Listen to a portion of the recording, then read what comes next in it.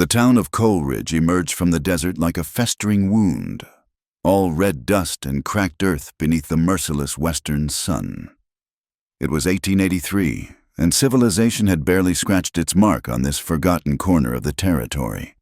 The buildings huddled together as if seeking protection from the endless expanse of sagebrush and scorched rock that stretched to every horizon.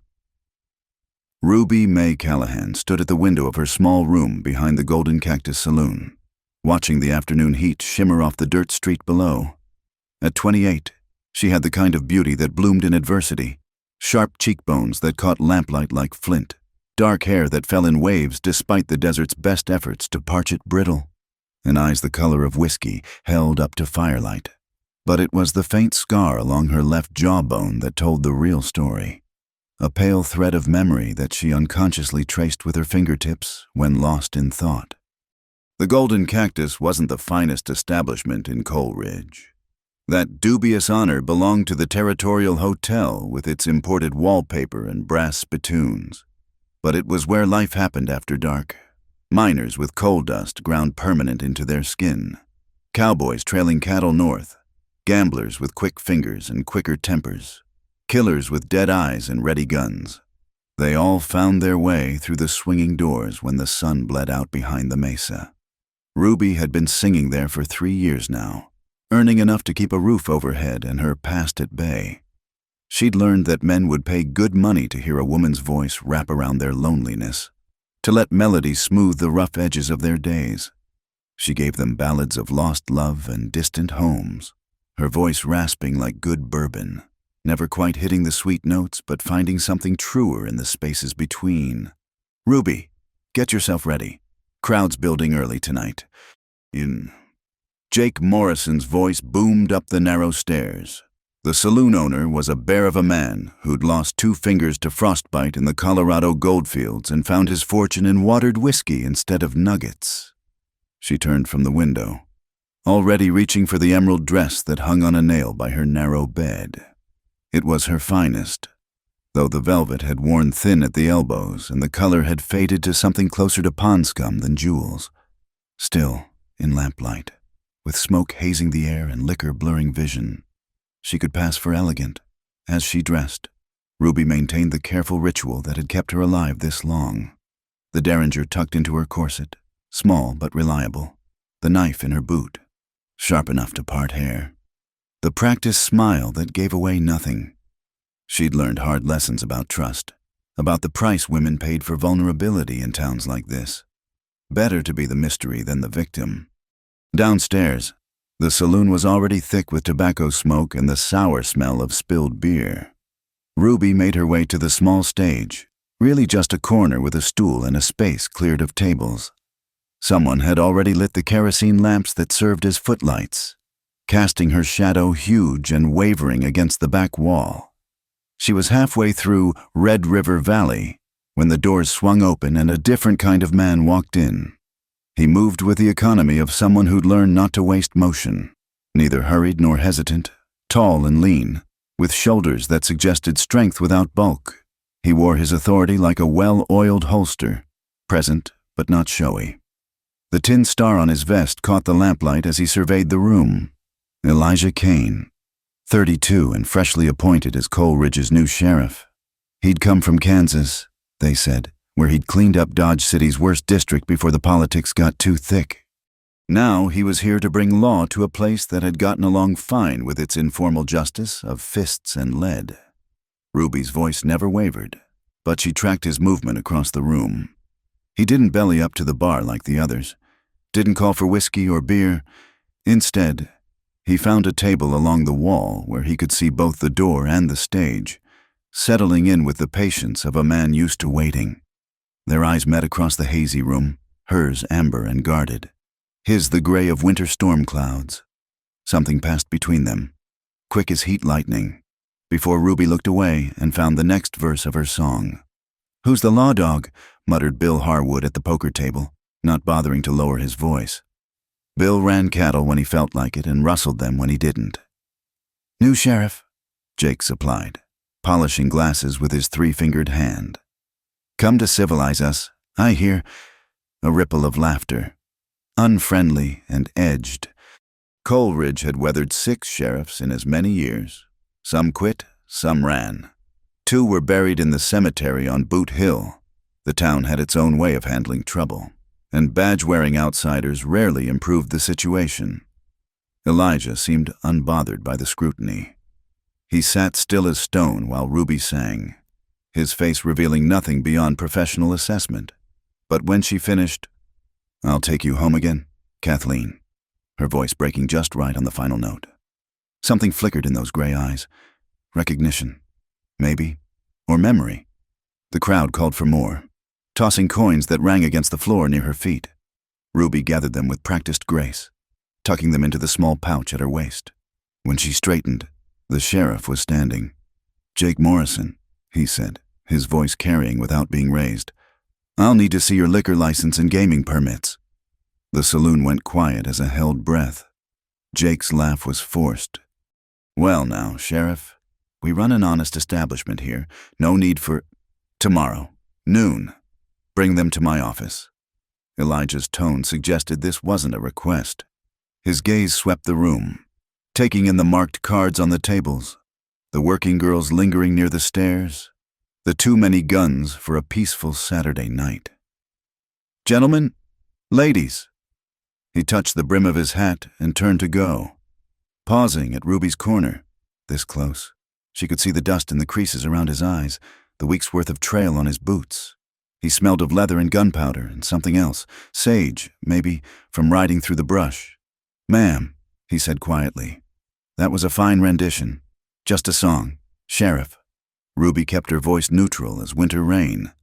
"Nothing more. Sometimes a song's enough." He studied her face, that lawman's gaze that saw too much. His eyes lingered on the scar along her jaw before meeting hers again. "Welcome to Coleridge, Miss..." "Just Ruby."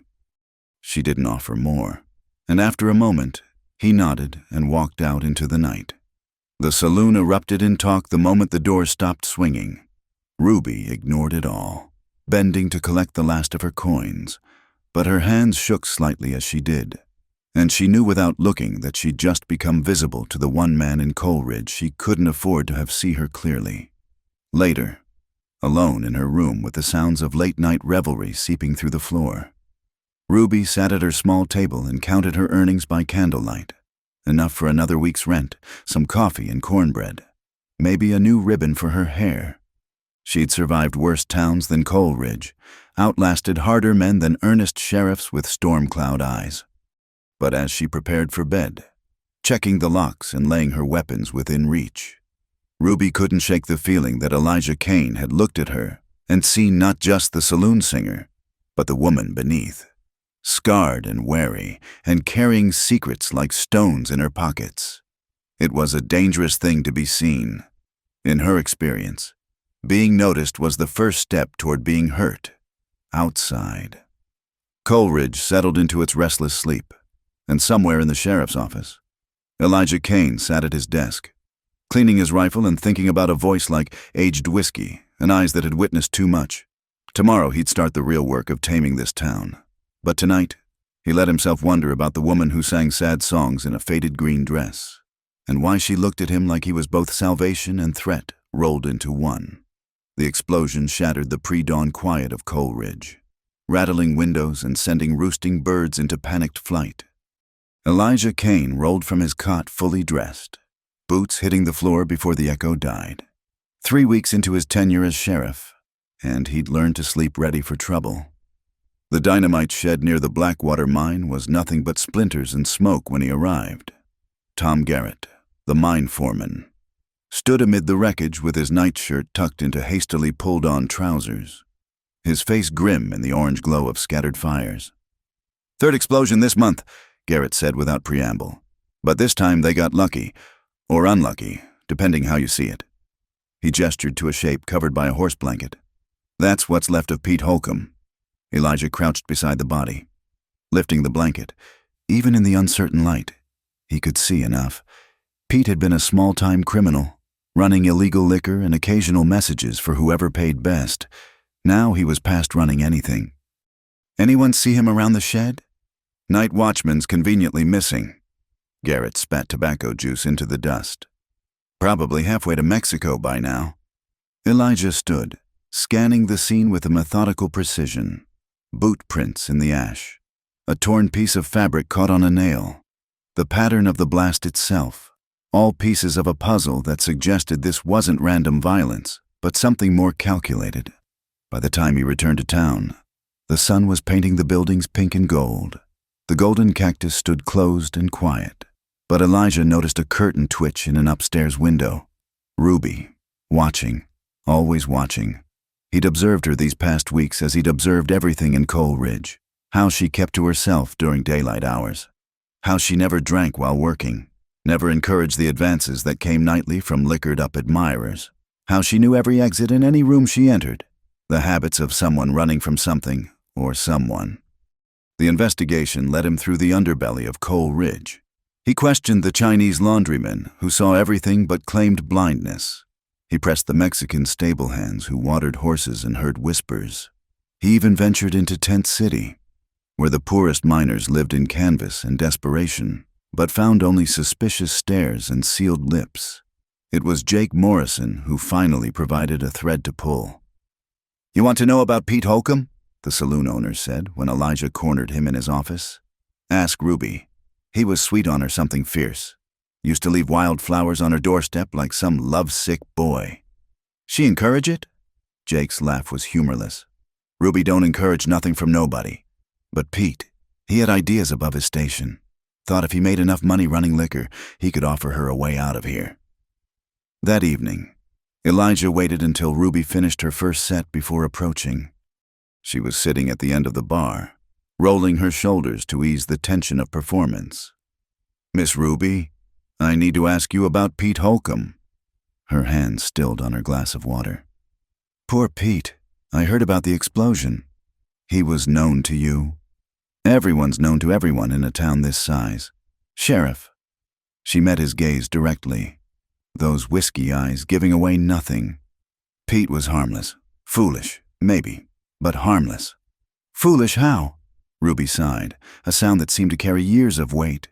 "He had romantic notions, thought he could save me from this life, as if I'd asked for saving." "And did you?" The question came out rougher than Elijah intended. "Ask for saving?" Something shifted in her expression, a crack in the armor. "No lawman's ever saved anyone. Sheriff Kane, they just changed the terms of the cage." Before he could respond, she was moving back toward the stage. But as she passed, her sleeve brushed his arm, and he caught her scent. Lavender soap fighting a losing battle against tobacco smoke and the ever-present dust of Coal Ridge. The interview left him unsettled. He conducted 6 more that night, learning that Pete had been moving more than liquor lately. Weapons. Some said information. Claimed others. The kind of cargo that got men killed in spectacular fashion. Near midnight, a sandstorm rolled in from the west, turning the air thick and brown.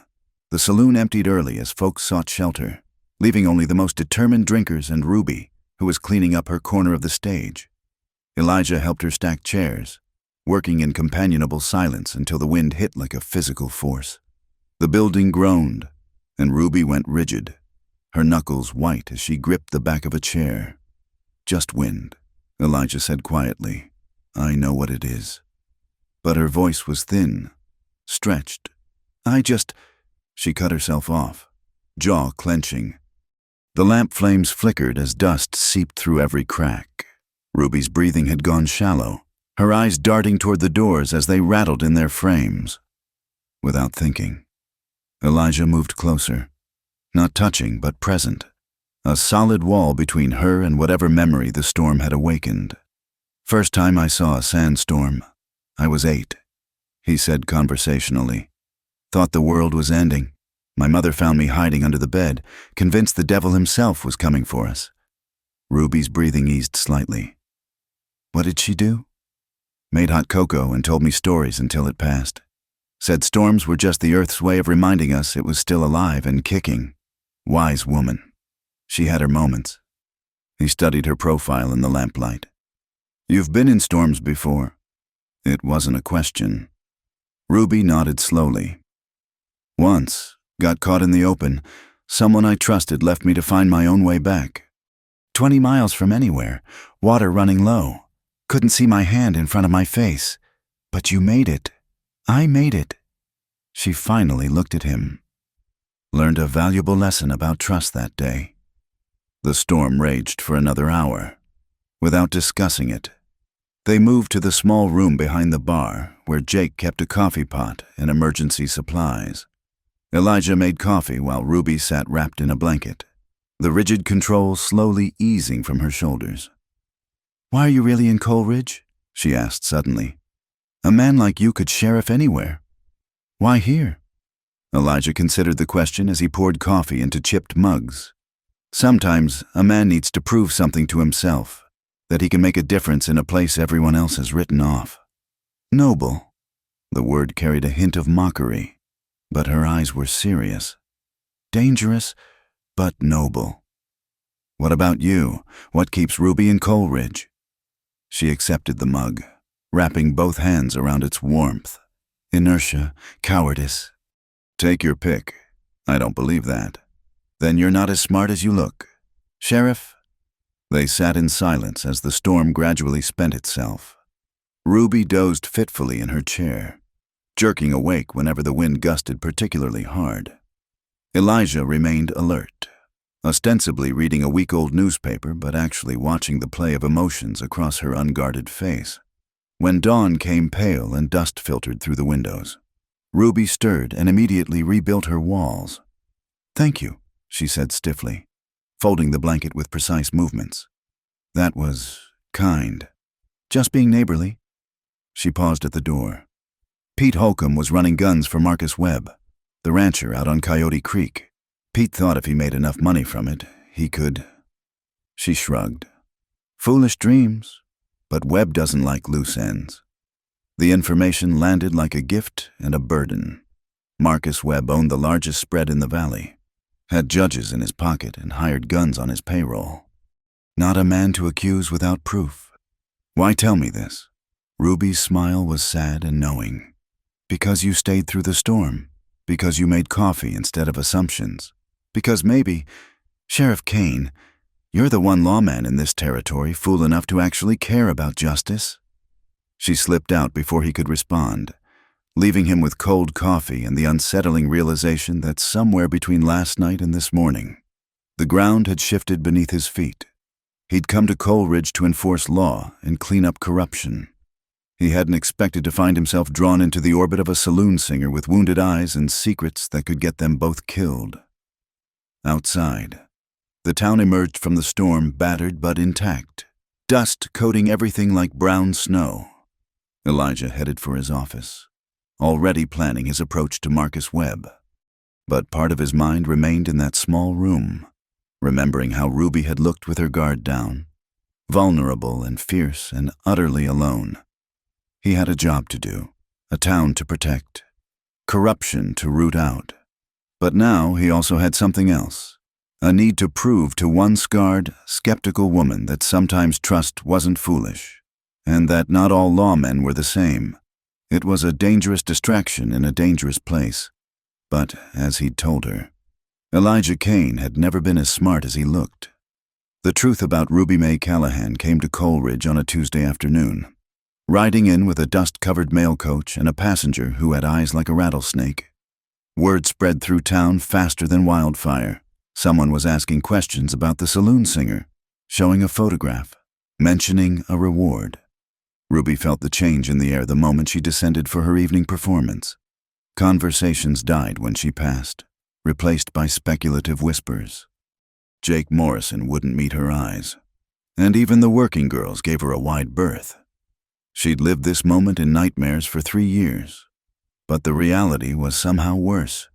She sang that night like it might be her last time, pouring everything into songs of loss and longing. The stranger sat in the corner, a thin man with pale skin and clothes too fine for Coleridge. He watched her with the patience of a hunter who'd finally cornered his prey.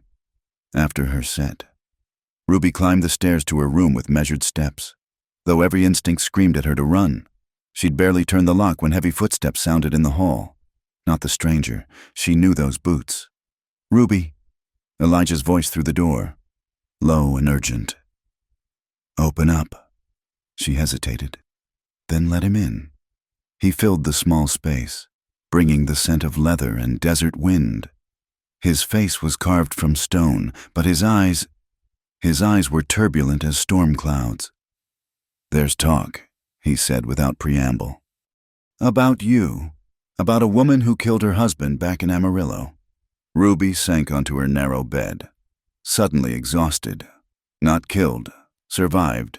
Tell me." The words came slowly at first, like pulling bullets from old wounds. "I was 15 when my father sold me to Nathan Bowman. Sold me for 2 horses and a wagon load of supplies. Said it was marriage, but we both knew better." Elijah remained standing, but something in his stance softened. "Go on."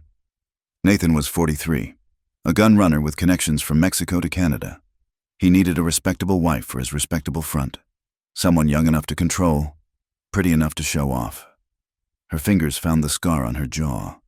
"This was from our wedding night, when I suggested we might wait to consummate things." The temperature in the room seemed to drop. Elijah's hands clenched and unclenched at his sides. 5 years, Ruby continued, voice steady as she'd trained it to be. 5 years of being his property. His decoration at business dinners, his target when deals went bad. I learned to dodge fists, to hide bruises, to smile when important men visited. She looked up at him then.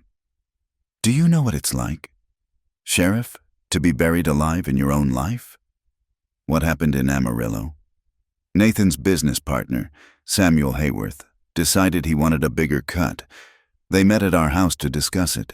Nathan had been drinking, got careless. When he reached for his gun, Hayworth was faster. Ruby's laugh was bitter. "First time I ever saw Nathan lose at anything.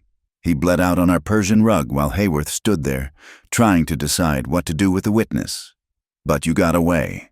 I made a deal, told Hayworth where Nathan kept his real books, the ones with all the names and transactions, gave him everything he needed to take over the operation. In exchange, he let me walk out that door." She met Elijah's gaze directly. "But stories have a way of changing. By the time I reached the next town, I was the black widow who'd orchestrated my husband's death for his money." Silence stretched between them, heavy with unspoken questions. Finally, Elijah moved to the window, peering through the curtain at the street below. "The man downstairs, he's a bounty hunter? Probably, or one of Nathan's old associates looking to tie up loose ends. Does it matter?" "It matters." He turned back to her. And for the first time since she'd known him, Elijah Kane looked uncertain. "The town council's breathing down my neck. Judge Thornton's already asking why I haven't arrested you for questioning." "Then arrest me." Ruby stood, holding out her wrists. "Do your job, Sheriff. Lord knows I'm tired of running." Instead of reaching for his shackles, Elijah crossed the room in 2 strides and caught her hands in his. His palms were rough from years of handling guns and reins, but his touch was gentle. "There has to be another way. There is no other way. Not for women like me." She tried to pull back, but he held firm. "You should leave now, before they paint you with the same brush they're painting me. To hell with their paint." The vehemence in his voice startled them both. They stood frozen, hands clasped, the air between them electric with possibility and peril. Then, as if drawn by invisible strings, Elijah bent his head and Ruby rose on her toes, and their lips met in a kiss that tasted of desperation and defiance.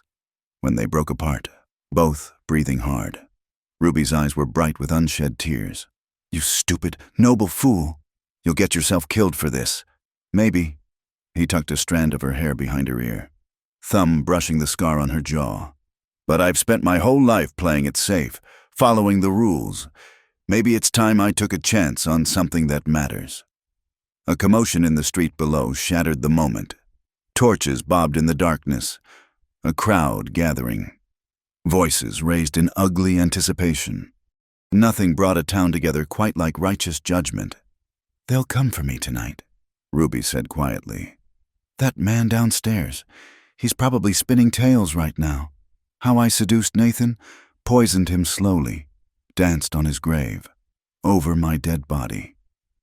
That can be arranged, Sheriff. As if to underscore her words, someone pounded on the saloon's front door. Jake's voice rose in protest, then fell silent. Heavy boots on the stairs, multiple sets, coming fast. Elijah drew his revolver, checking the chambers with practiced efficiency. Back window. There's a horse tied behind the barber shop. Take it and ride hard for Mexico. And leave you to face them alone? I'm done running. Elijah, done being the victim in everyone else's story. The door exploded inward before he could argue. 3 men pushed through. The pale bounty hunter and 2 locals Ruby recognized as Marcus Webb's ranch hands. Their guns were already drawn. Sheriff Kane, the bounty hunter said smoothly. I'm Josiah Merritt, licensed by the state of Texas to retrieve fugitives. I'll be taking Mrs. Bowman back to stand trial. Like hell. Elijah stepped in front of Ruby. You have no jurisdiction here. Actually, I do. Merritt produced a paper with an official seal. Judge Thornton signed this an hour ago. The lady's under arrest for murder, theft, and moral corruption. You can step aside, Sheriff, or share her cell. Your choice. The ranch hands grinned, fingers twitchy on their triggers. Ruby could feel the violence coiled in the room, waiting for an excuse to explode. She'd seen too many good men die for bad causes to let Elijah become another. It's all right, she said, stepping around him before he could stop her. I'll go. Ruby, no. She silenced him with a look. Sometimes the only way out is through. Sheriff, you taught me that. Merritt's smile was cold as he produced shackles. Smart woman. Saves us all a lot of bloodshed.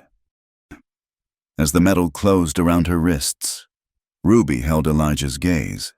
In it, she tried to put everything she couldn't say aloud, gratitude for his faith, sorrow for what might have been, a plea for him not to do anything stupid. They led her out through the gathered crowd, faces she'd sung for, served drinks to, shared small talk with, now twisted with mob excitement. Someone spat at her feet. Another called her names that would have made Nathan Bowman proud. Through it all, she kept her head high, spine straight, the way she'd learned to walk through worse gauntlets. But when she glanced back and saw Elijah standing in the saloon doorway, his face a mask of controlled fury, something inside her finally broke. She'd survived Nathan Bowman. She'd survived 3 years of running. She'd survived Coleridge and its judgment. But she wasn't sure she could survive the look in Elijah Kane's eyes, the promise that this wasn't over, that he would move heaven and earth to see her free. It was the kind of look that got men killed and women hoping for impossible things. And Ruby Mae Callahan had learned long ago that hope was the most dangerous emotion of all. They locked her in the town jail, a squat building with 1 cell and a leaking roof. Through the barred window, she could hear the crowd still milling about, drunk on drama and the promise of a hanging. Somewhere out there, Elijah was planning something desperate. She knew it as surely as she knew her own name. Don't, she whispered to the darkness. Please don't. But she knew he would, because that was who he was. A good man in a bad world, trying to prove that justice meant more than law, and because, despite all her walls and wounds, she'd let him see who she really was beneath the saloon singer facade. Now they were both exposed, vulnerable, caught in a story heading toward tragedy. All because she'd been fool enough to stop running, to sing sad songs in a dusty town, to let a lawman with storm cloud eyes make her believe in the possibility of redemption. Outside, Coleridge settled in for a night of anticipation. Tomorrow, there would be a trial. After that, a verdict everyone already knew. And then, Ruby closed her eyes and hummed softly, a lullaby her mother had sung before the world went hard and cold. It wasn't much, but it was better than thinking about Elijah out there in the dark, planning the rescue that would likely get them both killed. Sometimes love was salvation, sometimes it was damnation, and sometimes it was both at once. The moon hung low and red over Coleridge when Ruby heard the first footsteps outside the jail. She'd been dozing fitfully on the hard bench, but years of survival had honed her instincts sharp. Those weren't the steps of Deputy Walsh making his rounds. Too careful. Too purposeful. "Don't shoot," came a whispered voice. "It's Doc Garrett." The old physician slipped through the door, medical bag in hand. Behind him, impossibly, came Mrs. Adelaide Hutchins, the minister's wife, carrying a water basin. "What are you—" "Hush, child." Adelaide's usually stern face was soft with determination. "Let us work." They cleaned the cuts on her wrists where the shackles had rubbed raw. Applied salve to bruises she hadn't realized she'd acquired. All the while, Ruby heard more movement outside, subtle shifts and whispers that spoke of plans in motion. "He's out there, isn't he?" Ruby asked quietly. "Elijah." Adelaide's hand stilled for a moment. "That man's got half the decent folk in town ready to storm this jail. Had to talk him out of it 3 times already. He'll get himself killed. Maybe. Or maybe this town's finally found something worth fighting for besides gold and cattle."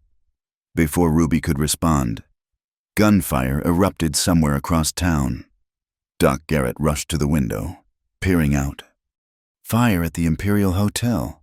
Looks like Webb's boys are shooting it out with someone." Ruby's heart clenched. If Elijah was creating a diversion. The jail door burst open, but instead of Elijah, Josiah Merritt strode in, pale face flushed with anger. "What the hell is going on out there?" "Seems some folks object to your brand of justice," Adelaide said coolly. Merritt's hand went to his gun, but before he could draw, a new voice spoke from the doorway. "I wouldn't do that if I were you." Elijah stood silhouetted against the night, his rifle steady on Merritt's chest, behind him. Ruby could make out other shapes. Jake Morrison, surprisingly, and several miners she recognized from the Golden Cactus. "This is a lawful arrest," Merritt protested. "You're interfering with a kidnapping." Elijah stepped into the jail, never lowering his weapon. "See, I've been doing some investigating. Telegraphed the Texas Rangers this afternoon. Interesting thing, they've never heard of you. Mr. Merritt, no bounty hunter's license on file." Merritt's face went even paler. "That's impossible. I have papers. Forged, just like the story you've been spreading." Elijah's voice was deadly calm. "Samuel Hayworth sent you, didn't he? To clean up his loose end." The way Merritt's eye twitched was answer enough. "Here's what's going to happen." Elijah continued. "You're going to get on your horse and ride out of Coleridge, tonight. If I see you again, I'll arrest you for fraud, attempted kidnapping, and conspiracy to commit murder. You can't prove any of that. Try me." For a long moment, the two men stared at each other. Then Merritt holstered his gun with shaking hands. "This isn't over. Hayworth has a long reach. So do I." After Merritt left, spurs ringing harsh against the floorboards, Elijah finally lowered his rifle. His hands were trembling slightly, the only sign of the tension he'd been holding. "The keys," he said to Deputy Walsh, who'd been cowering in the corner. "Sheriff, I can't—" Judge Thornton said. "Judge Thornton's currently explaining to a federal marshal why he signed arrest papers without proper documentation." Jake Morrison stepped forward, producing a key ring. "Good thing I kept a spare set from my wilder days." The cell door swung open with a rusty protest. Ruby stood slowly, unsure if her legs would hold. She'd been prepared for a violent rescue, for bloodshed and chaos. This quiet reversal of fortune left her unbalanced. "How?" she whispered. Elijah's smile was tired but triumphant. "Turns out when you actually investigate instead of just accepting stories, you find interesting things, like the fact that Samuel Hayworth has been paying Judge Thornton for years, or that 3 other women have disappeared after crossing Hayworth's path." "You magnificent fool!" Ruby's voice broke. "You risked everything." "No." He stepped into the cell, framing her face with his hands. "I risked nothing that matters, but I almost lost everything. This time when they kissed, it tasted of relief and possibility. Around them, the others turned away, giving them a moment of privacy in the midst of public drama. When they finally pulled apart, Ruby became aware of the crowd gathered outside. Not a mob this time, but townsfolk holding lanterns, their face curious rather than hostile.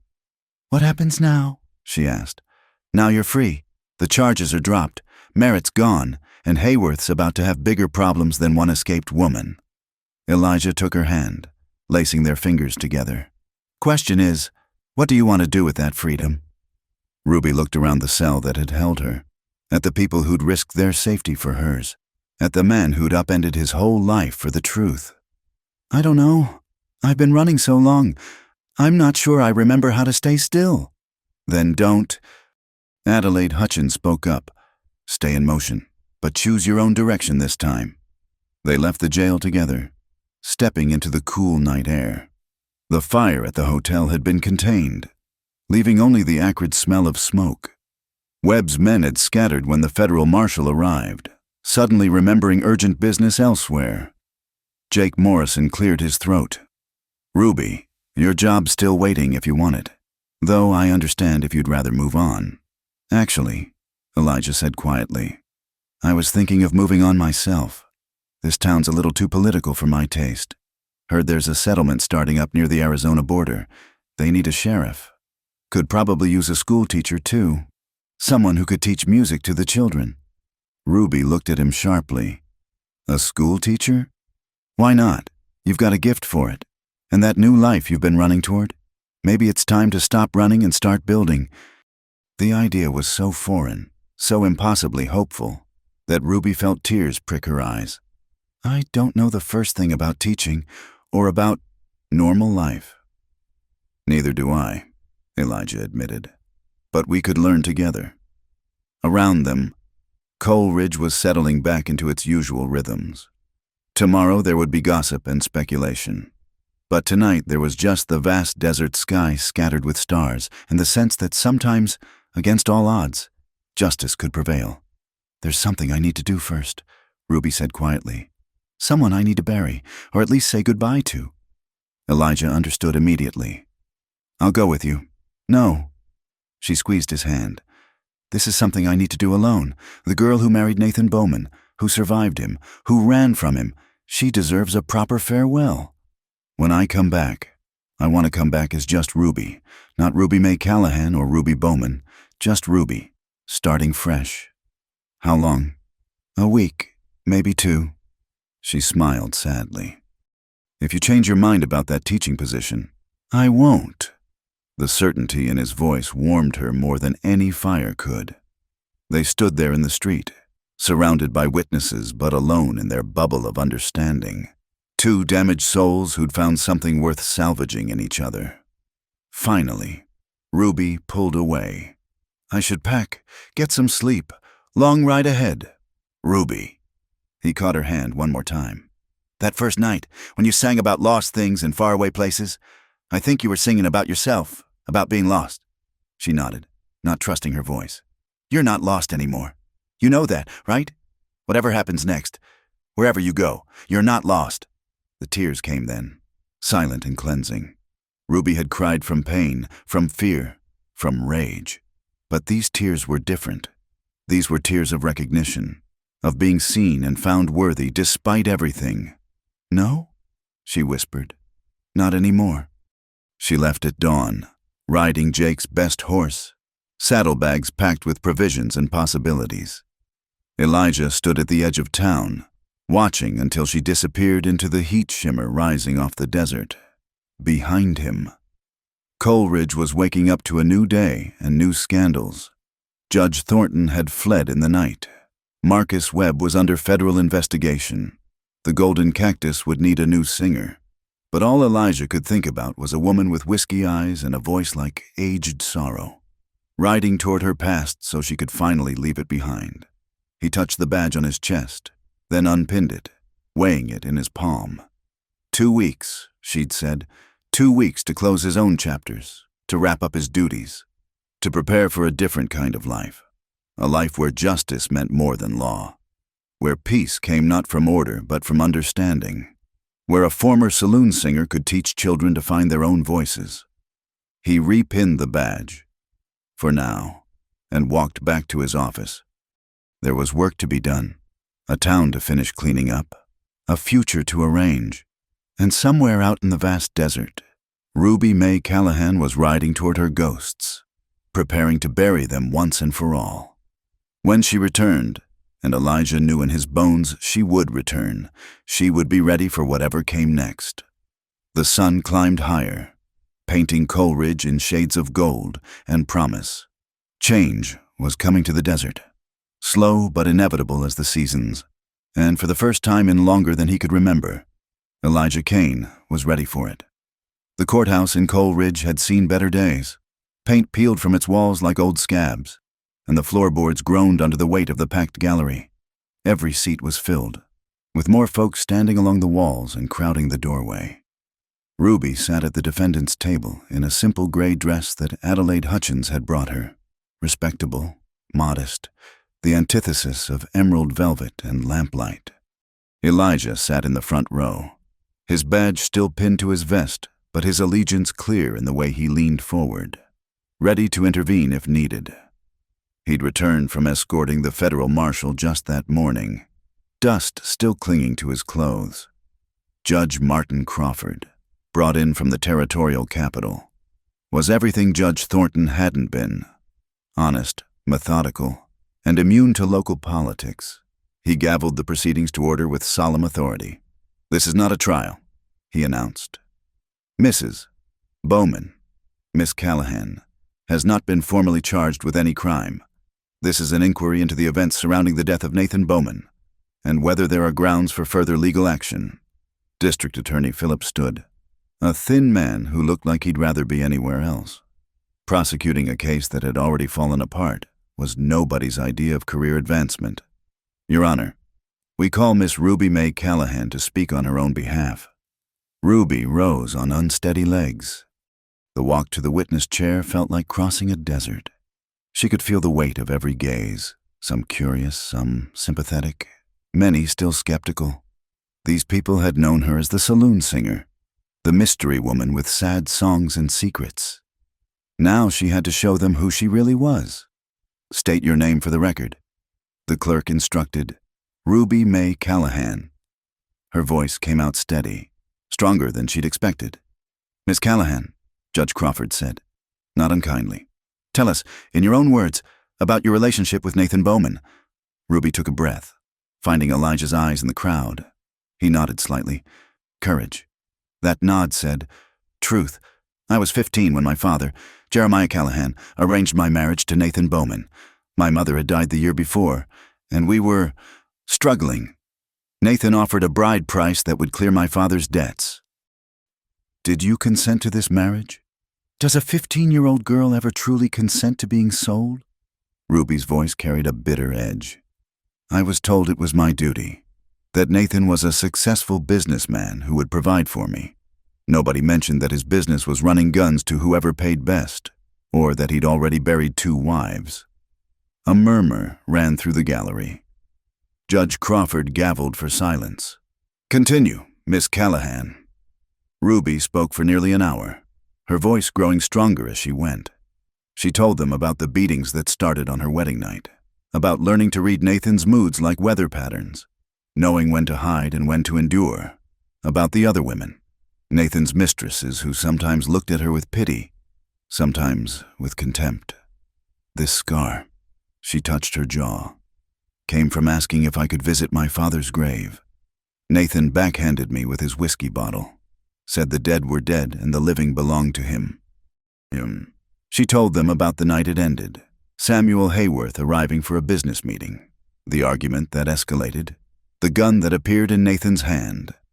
Hayworth was faster. Ruby said simply, "Nathan fell, and there was so much blood."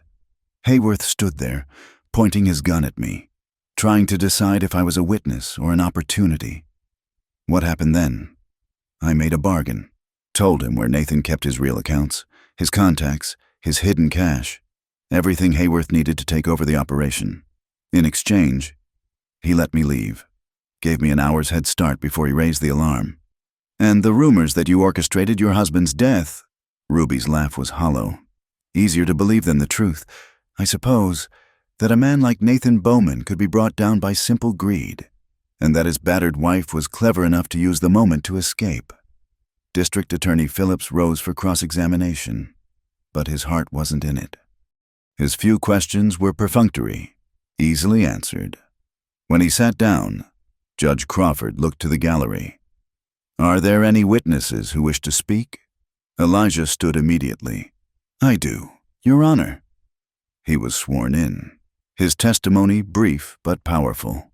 He presented the evidence he'd gathered, testimonies from women who'd known Ruby in other towns, always fleeing, always frightened, records showing Nathan Bowman's violent history, a deposition from a Texas Ranger confirming that Hayworth had indeed taken over Bowman's operation after his death. "In my professional opinion," Elijah concluded, "Miss Callahan is not a criminal but a survivor. Any action she took was in preservation of her own life." Others stood to speak. Adelaide Hutchins testified about Ruby's character in Coal Ridge. Doc Garrett confirmed old injuries consistent with long-term abuse. Even Jake Morrison, gruff and uncomfortable in his Sunday suit, vouched for Ruby's honesty and hard work. But it was the last witness who silenced the room entirely. "Your Honor," a small voice said from the back. "May I speak?" Everyone turned to see Martha Walsh, the deputy's daughter. Barely 17 and usually shy as a church mouse, she made her way forward on trembling legs. "Miss Martha," Judge Crawford said gently. "What did you want to say?" Martha looked at Ruby, tears streaming down her face. "She saved me. 2 months ago, behind the saloon. A man. He cornered me, said awful things, tried to—" She swallowed hard. "Miss Ruby heard me crying. She came out with a shotgun and ran him off. Then she held me while I sobbed. Walked me home, never told anyone, not even my PA." The gallery erupted. Deputy Walsh rose from his seat, face cycling through shock, rage, and gratitude. Martha fled back to her father's arms, and Ruby sat frozen, overwhelmed by the unexpected testimony. Judge Crawford gavelled repeatedly for order. When quiet finally returned, he looked directly at Ruby. "Miss Callahan, please rise." Ruby stood, gripping the rail for support. "Based on the evidence presented today, it is the finding of this court that you acted in self-preservation during your marriage to Nathan Bowman, and that his death, while occurring in your presence, was neither caused nor orchestrated by you. Furthermore, any actions taken to secure your escape from a dangerous situation were justified and lawful." The judge's voice softened slightly. "This court also recognizes the courage it took to survive what you survived, and to rebuild your life despite the shadows of the past. You are free to go, Miss Callahan, with the court's hope that you find the peace you deserve." The gavel came down one final time, and Ruby's knees nearly buckled. Free, not just from jail, but from the weight of suspicion, from the running, from the fear that justice would mean punishment for surviving. The gallery erupted in mixed reactions, some cheering, others grumbling, most simply talking excitedly about the drama they'd witnessed. Ruby found herself surrounded by well-wishers, Adelaide Hutchins embracing her, Doc Garrett patting her shoulder awkwardly. But she only had eyes for Elijah, who was pushing through the crowd toward her. When he reached her, he caught her hands, his smile brighter than the desert sun. "It's over," he said quietly. "Just for her." "No," Ruby corrected, squeezing his hands. "It's beginning." They left the courthouse together, stepping into afternoon light that seemed cleaner somehow.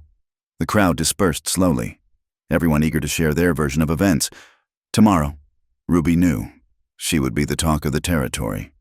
But today, she was just a woman walking with a man who'd believed in her when no one else would. "That was brave," Elijah said as they walked. "Telling it all like that." "Martha was brave," Ruby corrected. "I just told the truth." Sometimes that's the bravest thing of all. They paused at the edge of town, looking out at the desert that stretched endlessly before them. The same desert that had nearly killed her in a sandstorm. The same desert she'd crossed running from her past. Now it looked different. Not like a place to hide, but a place to explore. "I went back," Ruby said suddenly. "To Amarillo. Stood outside the house where it happened. It's a feed store now. Nothing left of Nathan or that life." She turned to face him. I thought I'd feel something. Closure, maybe, or vindication. But mostly I just felt empty, like I was looking at someone else's life. Because it was. Elijah said, "That was Ruby Bowman's life. You're Ruby Callahan now? Or just Ruby, if you prefer." Just Ruby. She tested the words, liked how they felt. "And you? Still planning on that sheriff position in Arizona?" "Already sent my resignation. Effective end of the month." He paused, suddenly uncertain. "Unless you've changed your mind about coming with me." Instead of answering directly, Ruby stepped closer, resting her hand over his heart. "Teach me something. Sheriff Kane, how does someone who's only known cages learn to fly?" "Same way they learn anything else," he said, covering her hand with his. "One day at a time, with someone beside them who believes they can." The sun was beginning its descent toward the mountains, painting the sky in shades of rose and gold. Soon, Ruby would have to return to the Golden Cactus, to sing one last time for the people who'd witnessed her judgment and vindication. But for now, she stood with Elijah at the edge of possibility, feeling the chains of the past fall away link by link. "One more thing," Elijah said, reaching into his pocket. "This came for you while you were away, from a law firm in Dallas." Ruby took the envelope with trembling hands, recognizing the formal seal. Inside was a document she'd never expected to see, Nathan Bowman's will, previously thought destroyed, leaving his legitimate assets to his widow. Not the blood money or criminal gains, but the ranch he'd inherited from his father, the cattle, the honest holdings. "It's yours," Elijah said quietly, "free and clear. You could sell it, start fresh with real money behind you." Ruby stared at the paper, then slowly, deliberately, tore it in half, then quarters, then smaller pieces that she let the wind take. "I don't want his money," she said firmly. "Not even the clean parts. I want what I earn, what I build, what I choose. Is that foolish?" "No," Elijah said, catching one of the torn pieces as it floated past. "That's freedom." As they walked back toward town, toward her final performance and their new beginning, Ruby began to hum, not one of the sad ballads that had defined her years of hiding, but something new. Something that spoke of open skies and second chances, of love found in unlikely places and the courage to trust in tomorrow. Behind them, the scraps of Nathan Bowman's will scattered across the desert, becoming nothing more than paper and dust. Ahead, the lights of Coal Ridge began to flicker on, and somewhere among them, a future waited to be claimed. Ruby Mae Callahan had stood before judgment and emerged clean. Now, just Ruby would learn to live in the light. The cell was cold despite the desert heat outside. Ruby sat on the narrow bench, her gray dress now wrinkled from a restless night.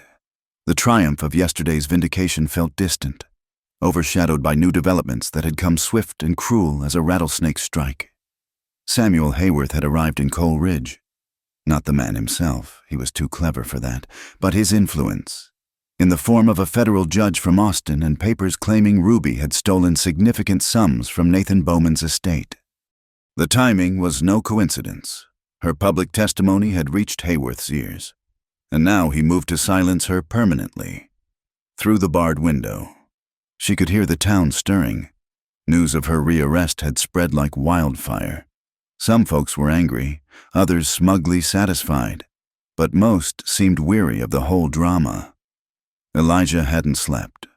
She could tell by the shadow of stubble on his jaw when he appeared at her cell that morning, carrying coffee and hard biscuits. "The judge from Austin, Cornelius Blackwood. He's in Hayworth's pocket," Elijah said without preamble. "Been bought and paid for since his appointment, but proving it." He trailed off, frustration evident in every line of his body. "It doesn't matter," Ruby said quietly. "Even if we could prove it, there'll be another judge, another charge. Hayworth won't stop until I'm silenced." She met his eyes through the bars. "You should distance yourself from this. From me." "Stop." His voice was sharp. "Don't you dare tell me to walk away. Not now." They shared the meager breakfast in silence, fingers touching briefly as she reached through the bars for the coffee cup. Such a simple intimacy. Yet it steadied her more than any grand gesture could. The trial, if it could be called that, was set for noon. Judge Blackwood had refused all requests for delay, citing the urgent need for justice. Ruby dressed carefully in the same gray dress, pinning her hair severely back. If this was to be her last performance, she would meet it with dignity. The courtroom was packed again, but the mood was different, uglier. Hayworth's money had been spreading through town like poison, buying witnesses and opinions alike. Judge Blackwood was everything Crawford hadn't been, florid, pompous, with eyes that never quite met anyone's gaze directly. He banged his gavel with unnecessary force. The defendant will rise. Ruby stood, chin high. You stand accused of embezzlement, theft, and fraud against the estate of your late husband. How do you plead?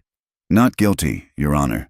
The prosecutor Hayworth had brought, a sharp-faced man named Tertius Crane, smiled like a wolf. His case was a masterwork of insinuation and fabricated evidence. Forged documents suggesting Ruby had hidden accounts, testimony from witnesses who'd never existed before yesterday, a narrative painting her not as an abused wife, but as a calculating black widow. Ruby's court-appointed defender, young Thomas Garrett, Doc's nephew, fresh from law school, did his best, but every objection was overruled, every piece of exculpatory evidence deemed inadmissible. I call Ruby Callahan to the stand, Crane announced, relishing the moment. Ruby walked to the witness chair with measured steps. She could feel Elijah's tension from across the room, could see his hand hovering near his weapon. She caught his eye, shook her head slightly. No violence. Not for her sake. Mrs. Bowman, Crane began, deliberately using her married name. Tell us about the night your husband died. I've already testified to that. Ah, but stories change in the telling, don't they? Perhaps you remembered new details. Perhaps about the money you took. I took nothing but the clothes on my back. Really? Then how did you survive 3 years of running? A woman alone, no family, no resources. Yet you always had coin for room and board. Ruby's jaw tightened. I worked, sang for my supper, mended clothes, took whatever honest employment I could find. Honest? Crane's laugh was theatrical. Is that what you call singing in saloons? Tempting men with your charms? The implications hung heavy in the air. Ruby felt heat rise in her cheeks, but kept her voice level. I sang songs, nothing more. Just songs? Crane moved closer, a snake circling its prey. Tell me, Mrs. Bowman, how many men have you shared these just songs with? How many fell under your spell? Perhaps gave you gifts, money, promises? Objection. Thomas Garrett shot to his feet. Counsel is badgering the witness. Overruled. Judge Blackwood droned. Answer the question. Ruby straightened her spine. I sang for crowds. Mr. Crane, men and women alike. If my voice brought them comfort in hard times, I'm not ashamed of that. The questioning continued for an hour, each inquiry more invasive than the last. Crane painted a picture of a seductress who'd orchestrated her husband's death and fled with his fortune. Ruby answered with as much dignity as she could muster, but she could see the jury being swayed.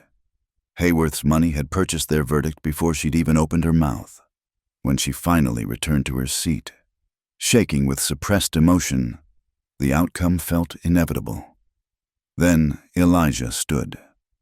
Your Honor, I have evidence to present. Judge Blackwood's face flushed. Sheriff Kane, you are not counsel in this case. No, but I am an officer of the law with pertinent information about witness tampering and judicial corruption. The courtroom erupted. Blackwood banged his gavel frantically. Sheriff, you are out of order. One more word and I'll hold you in contempt. Then hold me. Elijah moved to the center of the room, his presence commanding attention. But first, these people deserve to hear the truth. He pulled out a telegram. From the Texas Rangers, Samuel Hayworth is under investigation for the murders of 3 women, all wives or associates of his former partners. all killed shortly after their husbands' deaths, all accused of theft before they died. "Bailiff, arrest that man," Blackwood shouted. But the bailiff, old Charlie Morrison, Jake's cousin, didn't move. Neither did anyone else. The courtroom held its breath. Elijah continued, pulling out more papers. Sworn affidavits from 2 of Hayworth's men, stating they were paid to provide false testimony today. A receipt showing Judge Blackwood received $10,000 from Hayworth's account last week. Lies. Blackwood was standing now, spittle flying. Fabrications. Then you won't mind if Federal Marshal Thompson investigates? Elijah gestured to the back of the room, where a man in a black coat stepped from the shadows. He's been very interested in your financial records. Judge, what happened next was chaos. Blackwood tried to flee, tripping over his own robes. Crane pulled a derringer, only to find himself staring down the barrels of a dozen drawn weapons. Seems half the town had come armed. The bought witnesses scattered like roaches when a lamp is lit. Through it all, Ruby sat frozen, hardly daring to breathe. It wasn't until Elijah reached her, pulling her to her feet and into his arms, that the reality hit. "How?" she whispered against his chest. "I've been investigating since the day you left for Amarillo. Every telegraph line between here and Texas has been burning with messages. The Rangers were already watching Hayworth. Your testimony just gave them the final pieces." Marshal Thompson approached, tipping his hat.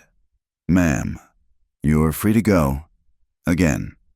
And this time, it'll stick. Hayworth's being arrested as we speak." Ruby pulled back to look at Elijah, seeing exhaustion and triumph warring in his face. "You wonderful, reckless fool. You could have been killed. Your career is over anyway." He smiled, that crooked grin that made her heart skip. "Can't be a sheriff when you're planning to marry a notorious woman. Conflict of interest. Marry?" Ruby's voice came out breathless. "Elijah Kane, is that a proposal?" "It's a promise." He cupped her face in his hands. "Marry me, Ruby. Not because you need protection or respectability, but because I can't imagine facing another sunrise without you. Because you've turned my ordered world upside down and I don't want it right side up again." Around them, the courtroom was still in chaos. Federal marshals were making arrests. Townspeople were arguing. Reporters were scribbling furiously. But in their small bubble of space, none of it mattered. "I don't even have a proper name to give you," Ruby said, tears flowing freely.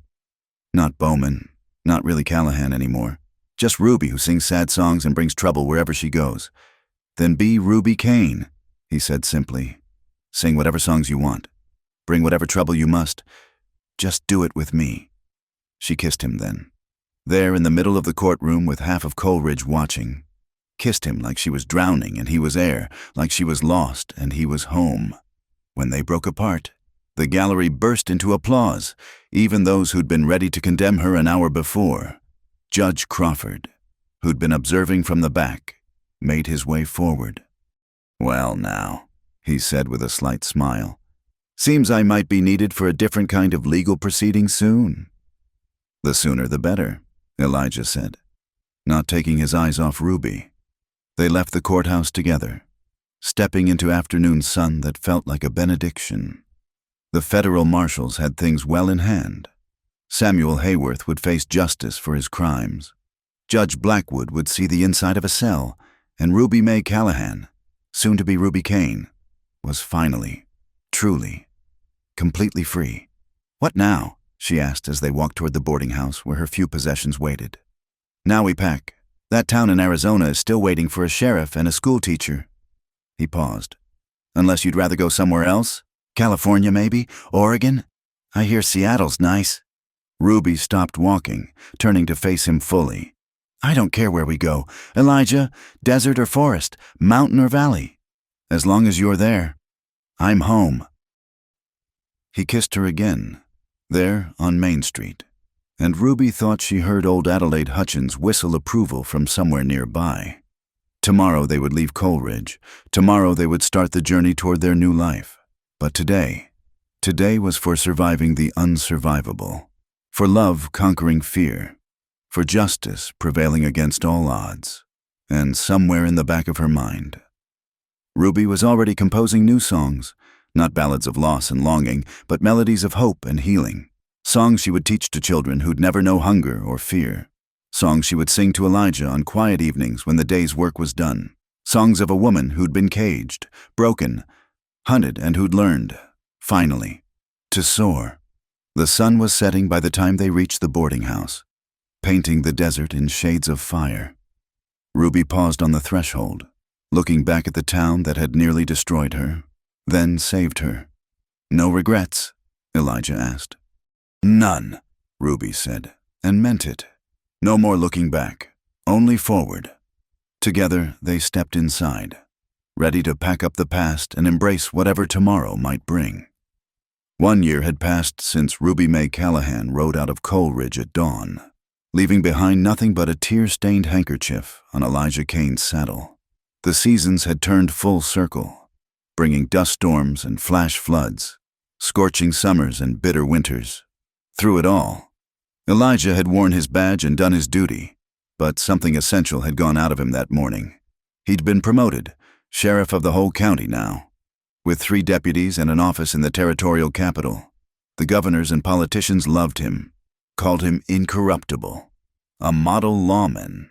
They didn't see the emptiness behind his professional success, the way he still kept that handkerchief in his breast pocket, next to his heart. Sheriff Kane, Deputy William Harper, knocked on his office door. "Stage just came in from Silver Creek.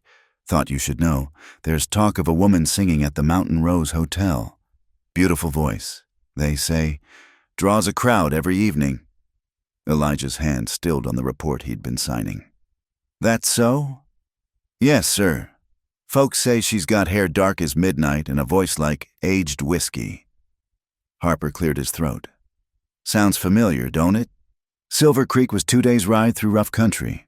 Elijah had avoided it all year, knowing it would hurt too much to search and not find her.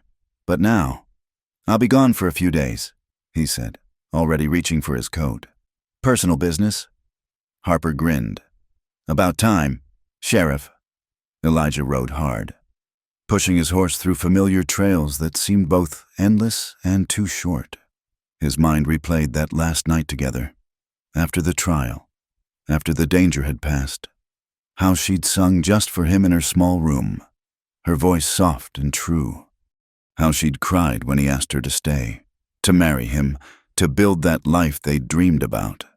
"I can't," she'd whispered. "Not yet, maybe not ever.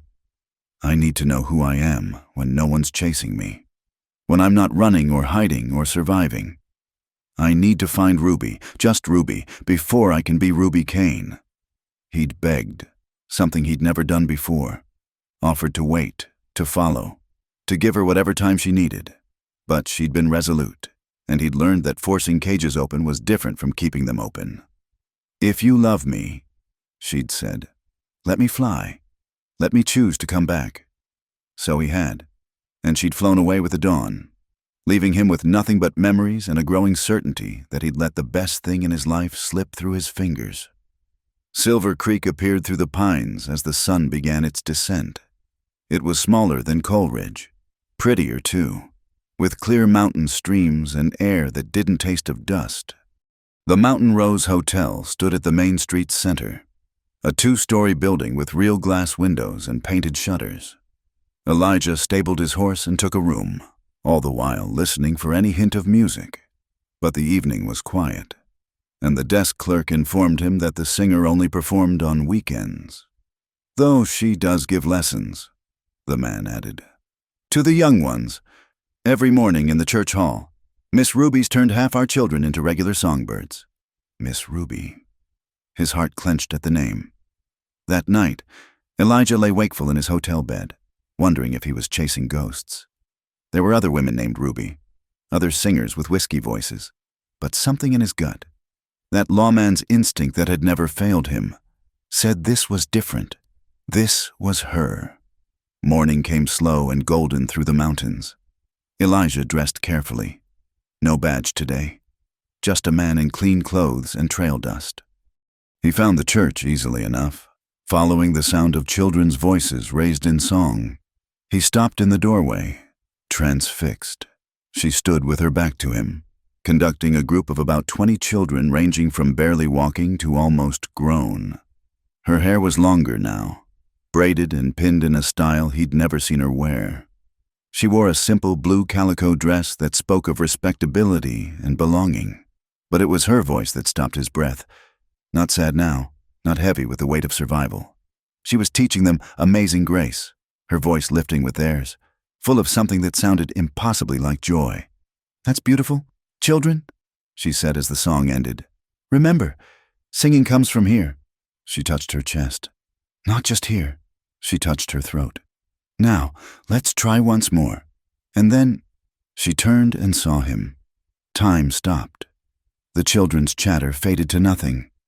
There was only Ruby, her face cycling through shock, joy, fear, and something else, something that looked like coming home. "Children," she said, her voice only slightly unsteady. "Class is dismissed early today. Practice your scales, and I'll see you Thursday." They filed out with curious glances at the stranger, leaving Ruby and Elijah alone in the church hall with dust motes dancing in the morning light between them. "Hello, Ruby. Elijah." His name came out breathless. Why are you? You know why?" She pressed a hand to her chest, as if holding her heart in place. "Has it really been a year? 372 days?" He took a step forward, then stopped, unsure of his welcome. "But who's counting?" A laugh bubbled up, tinged with tears. "You haven't changed. Still precise. Still—" She gestured helplessly at all of him. "You have." He drank in the sight of her, the health in her cheeks, the steadiness in her stance, the peace that seemed to radiate from her. "You look free," she supplied. "I am, finally. It took time, more time than I expected. But I found her, just Ruby. And you know what? She's not so different from Ruby Mae Callahan or Ruby Bowman. Just lighter somehow, less afraid." "I'm glad." And he was, even though his heart was breaking all over again. "You deserve that peace." They stood in awkward silence, the ease they'd once shared buried under a year of separation. "I heard you were promoted," Ruby said finally. "Sheriff of the whole county. That's wonderful. It's a job." He shrugged. "A good one. Important work. But," he smiled sadly, "but it's just a job. Turns out catching criminals and keeping peace doesn't mean much when you're empty inside." "Elijah, I didn't come here to guilt you," he said quickly. "I came because I heard about a singer with a beautiful voice, and I had to know, had to see for myself that you were all right. And you are. You're better than all right. You're magnificent." Ruby moved then, crossing the space between them in quick steps. "You kept it." He looked down, confused, and saw that his hand had unconsciously moved to his breast pocket. The edge of her handkerchief was visible. "Every day," he admitted, probably pathetic. "Holding on to—" She kissed him. Not the desperate kisses of their time in Coleridge, born of danger and stolen moments. This was different, sure and sweet and full of promise. When they parted, both breathless. Ruby rested her forehead against his. "I wrote you letters, dozens of them, never sent a one." "Why not?" "Because I was afraid if I reached out, I'd weaken, come running back before I was ready, and we'd end up hating each other for it eventually." She pulled back to look at him. "I needed to choose you. Elijah, not need you, not run to you for safety, but choose you because I want to build something with you. Do you understand?" "I understand." His hands came up to frame her face. "So what are you choosing now?" "Ask me again." "What?" "What you asked me that night. Ask me again." Understanding dawned, and Elijah dropped to one knee right there in the church hall. "Ruby, just Ruby, will you marry me, not because you need saving or protecting, but because I love you and can't imagine another 372 days without you?" "Yes," the word came out laughing and crying at once. "Yes, Elijah Kane, I'll marry you. Today, if you'll have me." He surged to his feet, catching her in his arms and spinning her around. Her laughter filled the hall, bright as morning sun. When he set her down, she was breathless and glowing. "I don't have a ring," he realized. "I didn't plan." "I don't need a ring." She laced their fingers together. "I just need you." Although a mischievous smile played at her lips. "There is something you should know. I'm not exactly the penniless singer you remember." She led him to the small house she rented at the edge of town, a tidy place with a garden and a view of the mountains. Inside, she showed him the life she'd built, teaching certificates on the wall, a piano in the corner, shelves lined with books and sheet music. "The children pay what they can. Sometimes that's eggs or preserved peaches. But the town council pays me a salary too, and I play at the hotel on weekends. It's honest work. Elijah, clean work. I'm proud of it." "You should be." He pulled her close. "God, I've missed you. Your voice, your strength, your stubborn independence, everything." "I missed you too. Every day. Especially at sunset. That was always the hardest. I'd think about you finishing your rounds, heading back to an empty office. Not empty anymore," he said firmly. "If you'll have me, I'll resign tomorrow. Find work here or wherever you want to go. I'm done putting a badge before my life." Ruby pulled back, studying his face. "You do that? Give up your promotion, your career?" "I'd give up anything that keeps me from you. I've had a year to think about what matters." "Ruby, the answer is simple. You matter. Us together matters. Everything else is just details." She kissed him again, and this time neither pulled away for a long while. When they finally did, the sun had shifted, painting golden patterns on the floor. "There's a judge in town," Ruby said. "Judge Whitman. He's a good man, fair. He could marry us this afternoon if—" "Yes," Elijah interrupted. "Yes to this afternoon. Yes to Judge Whitman. Yes to everything. I've waited long enough. We both have." They were married as the sun touched the mountain peaks, in Judge Whitman's parlor with his wife and daughter as witnesses. Ruby wore her blue calico and wildflowers in her hair. Elijah forgot to remove his holster until the judge pointedly cleared his throat. They both laughed through their vows, too happy for solemnity. That night, in Ruby's small house that was now their small house, they lay entwined and talked about the future, about the teaching position Elijah could take at the new school being built, about the children they might have, about ordinary dreams that felt extraordinary because they were choosing them together. "I love you," Ruby whispered in the darkness. "I loved you in Coleridge when I was scared and running, but I love you more now, when I'm just Ruby and you're just Elijah and we're just us." "Just us," he repeated, pressing a kiss to her hair. "That's all I ever wanted." Outside, Silver Creek slept peacefully. Tomorrow there would be lessons to teach and lives to build. Tomorrow they would start the real work of making a marriage, a home, a future. But tonight, they held each other and knew that sometimes the longest journeys led you right back where you belonged, in the arms of someone who'd loved you at your worst and waited to see you at your best. Ruby hummed softly, a new melody she'd been working on. Not sad now, but sweet with contentment. Elijah's breathing deepened as he drifted toward sleep, his arms secure around her.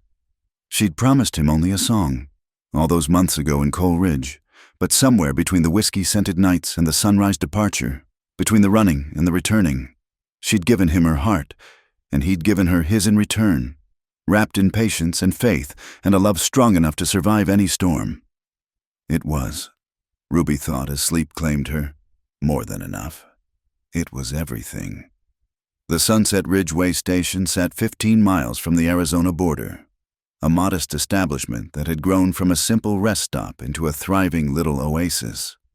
5 years had transformed it from dusty potential into something real, a restaurant known for the best cornbread in the territory, clean rooms for weary travelers, and on weekend evenings, music that drew folks from 30 miles around. Ruby Kane stood on the wide porch, watching the sun paint the desert in shades of copper and gold. At 33, she'd grown into her beauty, the sharp edges softened by contentment, the wariness replaced by quiet confidence. Her hand rested unconsciously on her stomach. where new life grew, their second child, a secret she'd share with Elijah tonight. "Mama, look!" 4-year-old Grace came running around the corner, pigtails flying, clutching a handful of desert marigolds. "For the tables! They're beautiful, sweetheart." Ruby knelt to accept the flowers, tucking one behind her daughter's ear. Grace had Elijah's storm-gray eyes and Ruby's stubborn chin, a combination that promised interesting years ahead. "Is Papa back yet?" Grace asked, scanning the horizon. "Not yet, but soon." Elijah had ridden out that morning to deal with a dispute at the Garrett Ranch. Even without a badge, people still sought his counsel for settling conflicts. He had a gift for finding fair solutions, for making people see past their anger to what really mattered. Ruby loved that about him, how he'd transformed his need for justice into something gentler but no less important. The sound of approaching horses drew their attention. Ruby tensed automatically. Old habits died hard, then relaxed as she recognized Tom Garrett's Palomino. But her calm shattered when she saw Elijah slumped in his saddle, shirt dark with blood. "Grace, run, get Dr. Morrison, now!" Ruby was already moving, reaching Elijah as Tom helped him dismount. "It's not as bad as it looks," Elijah managed, though his face was pale beneath the desert tan. "Caught a ricochet when the Garrett boys started shooting at each other. Fools were fighting over water rights again," Tom explained, helping Ruby get Elijah inside. "Sheriff here stepped between them, talked them down, but not before Jed's wild shot bounced off a rock. They laid him on the kitchen table, and Ruby's hands moved with practiced efficiency, cutting away his shirt to reveal a deep graze along his ribs. Not fatal, but bloody enough to stop her heart. "You promised," she whispered, pressing clean cloth to the wound. "No more bullets, no more danger. Wasn't seeking it out." He caught her hand, squeezing gently. "Just trying to keep two idiots from killing each other over a creek that'll dry up come summer anyway." Dr. Morrison arrived, Jake's nephew from Coal Ridge, who'd set up practice in the area and took over treatment. Ruby stood back, arms wrapped around herself, fighting memories of other times, other wounds, other men who'd bled out while she watched. "He'll be fine," the doctor assured her after cleaning and bandaging the wound. "Needs rest and watching for fever, but the bullet just kissed him goodbye." That night, with Elijah settled in their bed and Grace curled up beside him, telling stories about her day, Ruby sat by the window, keeping watch. The weight of the past pressed heavy, all those nights of fear, of running, of waiting for violence to find her. "Stop it," Elijah said softly. "Stop what?" "Thinking about leaving. I can see it in your eyes. Ruby, you're calculating distances, planning routes, preparing to run." She turned to face him, tears threatening. "A stranger came through yesterday, asking questions about folks' backgrounds, where they came from. It set my teeth on edge. Ruby, and now this, you bleeding, our daughter seeing it. What if—" "Come here." He patted the bed beside him, careful of his bandages. Ruby hesitated, then curled into his uninjured side. Grace had fallen asleep, her small hand clutching Elijah's larger one. "That stranger was a census taker," he said quietly. "Government's trying to count everyone before statehood. And this," he gestured to his wound, "was just bad timing and worse aim. Not everything's a threat. Love. I know. My head knows, but my body remembers." They lay in silence, listening to Grace's soft breathing and the desert wind outside. Finally, Ruby spoke again. "I'm pregnant." Elijah's whole body stilled. Then he was turning to face her, wonder replacing pain in his expression. "Truly?" "Truly. About 3 months along, near as I can figure." "Ruby." He kissed her softly, reverently. "Another child, another miracle." "Another chance for something to go wrong," she couldn't help adding. "Or another chance for something to go right." He settled back, pulling her closer. "We've built something good here. Ruby, a life, a business, a family. Don't let fear steal that from us." She knew he was right. Knew the stranger was just a census taker, the shooting just an accident, the fear just shadows of old ghosts. but knowing and feeling were different things. The next morning brought unexpected visitors, a small caravan of travelers, their wagon marked with theatrical paint. Professor Matthias's traveling show of wonders. We heard about this place, the professor himself explained. A distinguished man with silver hair and kind eyes. Heard there was music on weekends, good food, safe lodging. Wondered if we might perform here tonight? Split the proceeds fair and square. Ruby looked at Elijah, who nodded despite his injury. We'd be honored, she said. That evening, their yard filled with more people than ever before. The professor's troupe included acrobats from Mexico, a storyteller from Ireland, a violin player from Germany. But when Ruby took her small stage, really just a platform Elijah had built her, and began to sing, even the performers stopped to listen. She sang songs old and new, her voice richer now with the weight of happiness rather than sorrow. When she began Amazing Grace, her signature piece, the entire crowd joined in, voices lifting to the star-scattered sky. Ladies and gentlemen, Professor Matthias announced when she finished, I've traveled from coast to coast, heard the finest singers in the grandest halls, but I've never heard anything quite like Mrs. Kane. Ma'am, if you ever want to travel, see the world, my troupe would be honored. Thank you, Ruby interrupted gently, finding Elijah's eyes in the crowd. But I've done my traveling. This is home. Later, after the crowds dispersed and the troupe bedded down in their wagon, Ruby and Elijah sat on their porch. His arm was in a sling, but he seemed content, watching stars appear in the darkening sky. Do you ever regret it? Ruby asked. The life we might have had. You could be a famous lawman by now, working in San Francisco or Denver. I could be singing in those grand halls the professor mentioned. Could be isn't worth a damn compared to what is. Elijah said firmly, Look what we have, Ruby. A business that feeds people and gives them rest. A daughter who thinks the sun rises and sets on us. Another child coming, music when we want it, silence when we need it. Love every single day. A rider appeared on the horizon, moving fast. Ruby tensed again, but Elijah just smiled. That'll be young Pete Morrison. Boy's sweet on the baker girl over at the trading post. Rides out here twice a week for supper so he can moon at her when her family comes in. Sure enough, it was just Pete, all of 16 and awkward with it. Ruby laughed at herself, at the way she'd immediately assumed danger. See, Elijah said softly, sometimes it's just a boy in love. Sometimes it's just a census taker. Sometimes it's just life. Ruby, beautiful, ordinary life. That night, she sang their daughter to sleep with a new song, one she'd been composing about second chances and chosen families.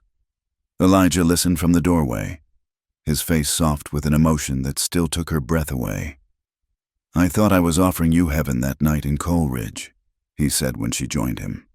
When I promised you safety and love, but you already had heaven inside you, in your voice, your strength, your heart. All I did was give you space to let it grow. You gave me more than that. Ruby kissed him carefully, mindful of his injury. You gave me faith that staying could be as brave as running. That building was possible, not just surviving. The next morning brought a letter that would test that faith. The return address made Ruby's hands shake. Amarillo, Texas, inside. In careful script, Mrs. Kane, I am writing to inform you that Samuel Hayworth died in prison last month. His estate, what remains after restitution to his victims, includes several items that belong to your late husband Nathan Bowman, legal documents, photographs, and a sum of money set aside in your name, if you wish to claim these items. Ruby set the letter aside, surprised to find her hands steady, the past reaching out one more time, offering, what, closure, temptation, trouble? What do you want to do? Elijah asked, reading over her shoulder. Nothing, Ruby said, and meant it. Let someone else deal with it. Give the money to charity. Burn the photographs. I have everything I need right here. That evening, she sang with more power than ever, her voice carrying across the desert like a prayer of gratitude. In the audience, Grace danced with the other children, while Elijah watched from his chair, still healing but whole where it mattered. Later, Professor Matthias approached one more time. "That offer stands. You know, the world should hear your voice." "The world I care about does," Ruby replied. "Right here, every weekend, for anyone who needs a song and a meal and a moment of peace." That's audience enough for me. As the professor's caravan rolled away the next morning, Grace waved enthusiastically while Ruby and Elijah stood together on their porch. The sunrise painted everything golden, and Ruby found herself humming the melody that had become their anthem, a song about whiskey and heaven, about lawmen and saloon singers, about finding love in the most unlikely places. "Penny for your thoughts," Elijah said.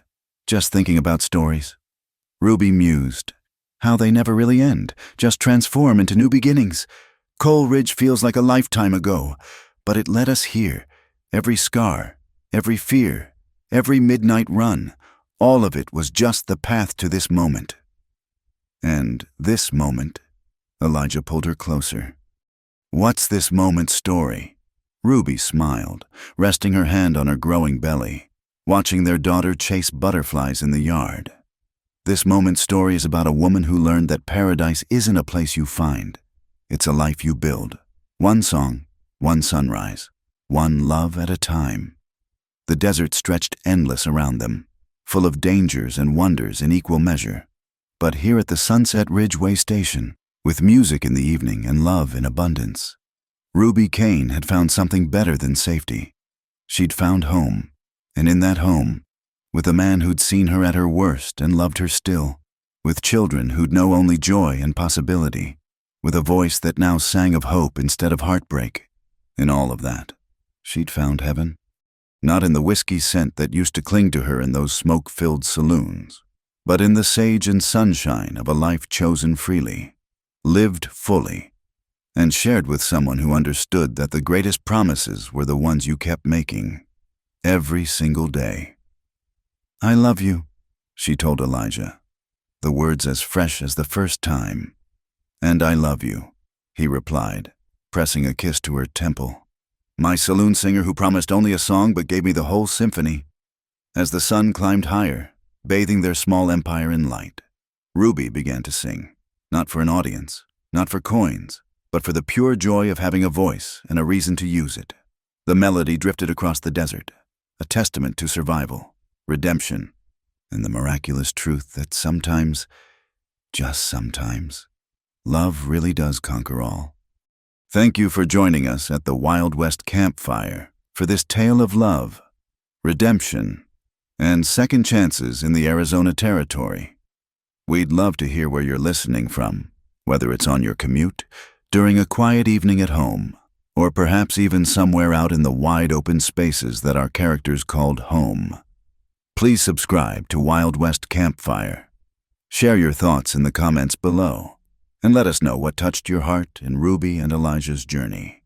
Until next time, partners, keep riding toward your own sunset horizons.